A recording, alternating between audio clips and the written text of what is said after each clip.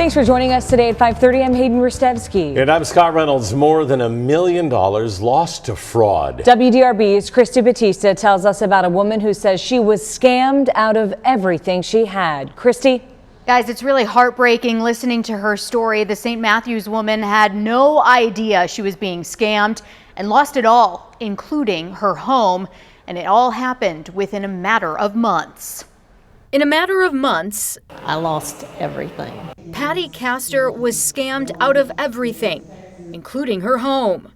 It was horrible. The 75-year-old shared her story at an AARP event Wednesday to warn others about the red flags. Well, I just can't believe I was so naive. It all started with a call from someone claiming to be from Stockyards Bank and Trust, asking her about recent Amazon orders. When she said she didn't buy anything, the woman on the phone sent her to another person claiming to be from the Federal Trade Commission. He said Kaster was accused of laundering money. They kind of scare you, and of course the money laundering made me worry. That was how they got her. Between March and August of last year, the scammers made her think she was fixing her so-called problems, asking her to send money via cryptocurrency, which police say is hard to trace. She even set money on her front porch for the scammers to pick up. I went and came back into the house, and they picked up the box with the money in it.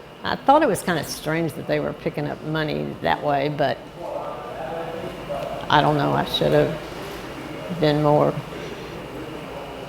aware of what was going on. She ended up liquidating all of her assets, stocks, mutual funds, an IRA, her 401k after working 30 years for Humana. She even sold her home. $1.7 million. $1.7 million gone. And she's not alone. The Kentucky Attorney General says Kentuckians lost more than $52 million to fraud last year. Now, Kaster is determined to make sure no one else falls victim. Just be leery of when they want you to sell your assets, because they're going to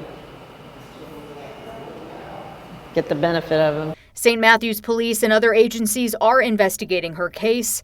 No one has been arrested. Now, Scott, you emceed that event, the AARP event today. There were 200 people there. Yeah, maybe 300. Yeah. So, I mean, good information throughout that whole entire day. We had Secret Service representatives, Postal Service, Department of Justice, Better Business Bureau, and everybody saying, watch out, they'll gain your trust before they get your money. And if you really believe that it's somebody, you want to listen to them, especially if you're vulnerable, maybe lonely, maybe a senior citizen. You've got to verify. And that's sometimes not done. And really just talking to Patti for just a few minutes, you could tell she was just a sweetheart. So, you know, it's easy to gain your trust, right?